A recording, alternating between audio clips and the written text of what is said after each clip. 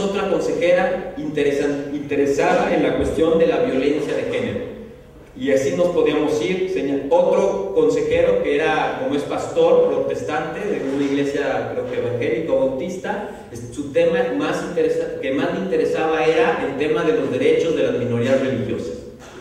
Bueno, cuando empezamos a discutir diferentes posibilidades de acción de la comisión, los técnicos, es decir, el equipo burocrático de la comisión, se desesperaban con el consejo, porque decían que el consejo, cada quien se preocupaba por su propia agenda, ¿no? Entonces, como cada quien se preocupaba por su propia agenda, eso no se valía, porque había que más bien poner una agenda en común.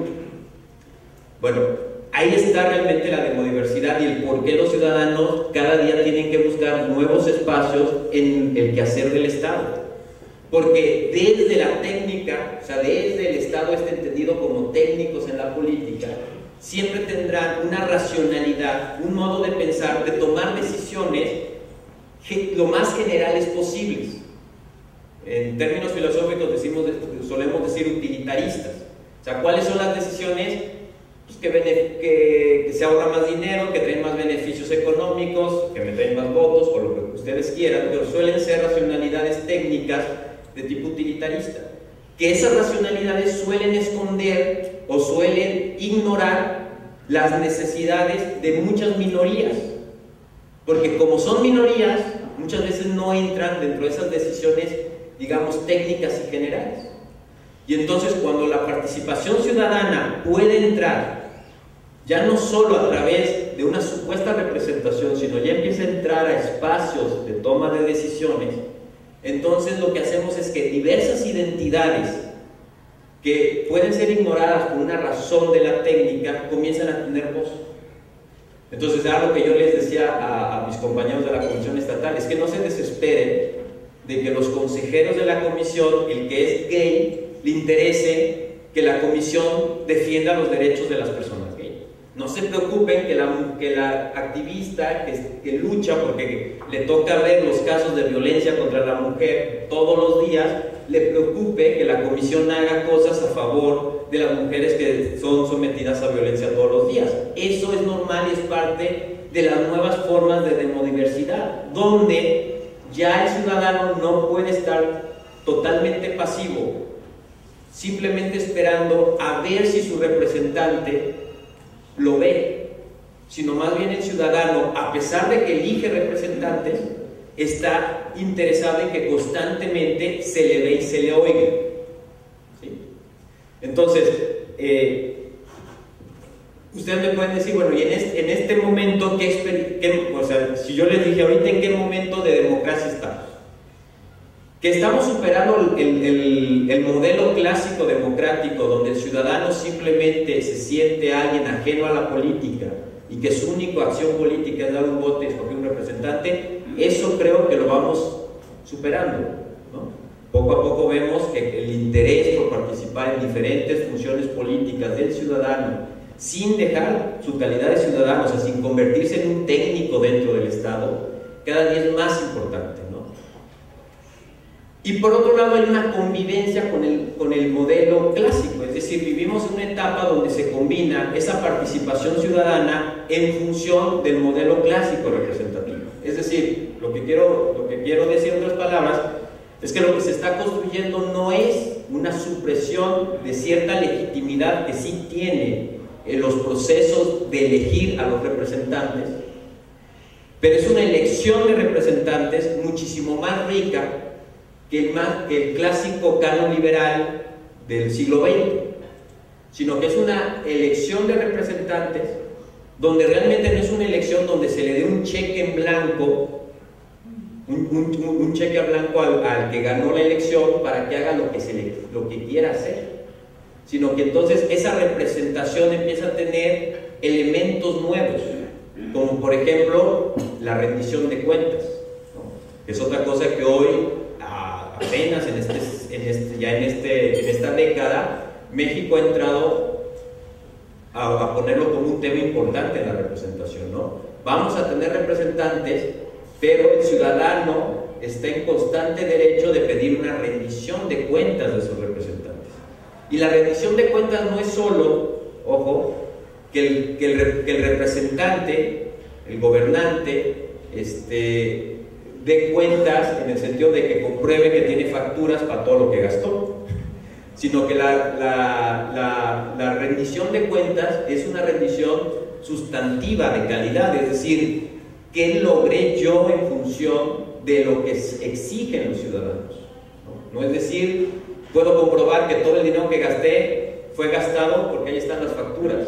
No, es si lo gastaste correctamente y si las políticas y las cosas que hiciste lograron lo que los ciudadanos te estábamos pidiendo. Esa es la auténtica rendición de cuentas, es una rendición de cuentas sustantiva, no una rendición de cuentas meramente de hacer números, pues esas siempre se pueden maquillar, no siempre, pero muchas veces.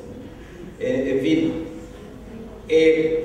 entonces vivimos en una etapa, ojo, donde el proceso de elección de representantes es un proceso muy importante, que aparte es un proceso que en muchísimos países se le ha quitado al Estado y ha vuelto a manos de ciudadanos, y los ciudadanos organizan sus propias elecciones, y es una de estas maneras donde el ciudadano, sin convertirse en un técnico burócrata del Estado, le arrancó al Estado una tarea que originalmente le correspondía más al ciudadano, ¿no? Encargarse de todos esos procesos para elegir a sus representantes, ¿no?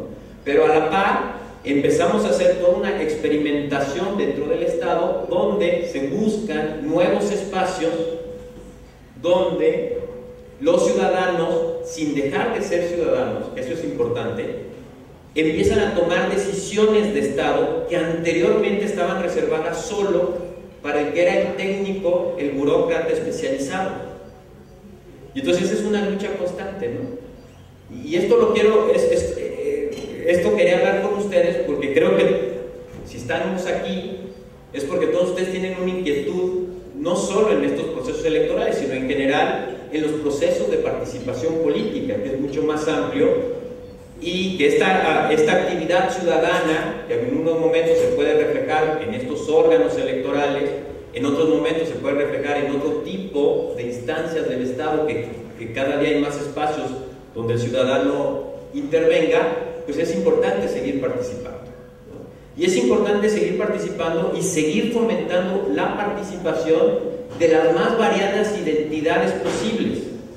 Es decir, que es importante que todos estos ámbitos ciudadanos que se le han ido abriendo, esos boquetes ciudadanos que se le han ido abriendo al Estado, cada día haya más participación de todas las identidades posibles. Es decir, que cada día haya más participación de la mujer, para que la identidad de la mujer, los intereses de la mujer, la perspectiva de género de la mujer esté en las decisiones de todos estos organismos. No esperar que sea el hombre el que tome las decisiones de perspectiva de género. Es la mujer la que tiene que tener esa perspectiva, y para eso necesita más participación de la mujer. Igual del joven, ¿no? O sea, es obvio que la perspectiva del adulto no va a ser la misma perspectiva del joven. La identidad del adulto no es la identidad del joven. Y el joven tiene una identidad propia.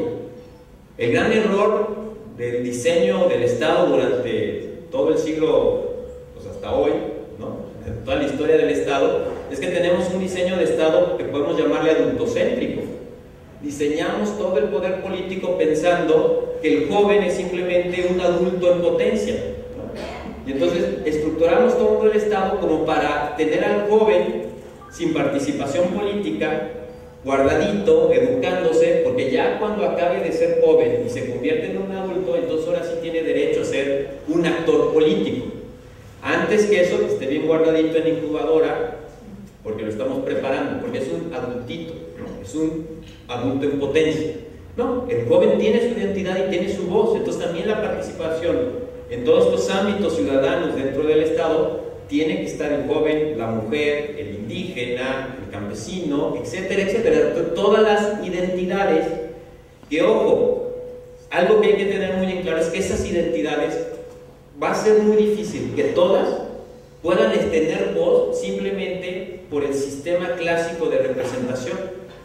Es necesario que la identidad de cada uno busque espacios en todos estos lugares donde los ciudadanos ya pueden intervenir en el Estado.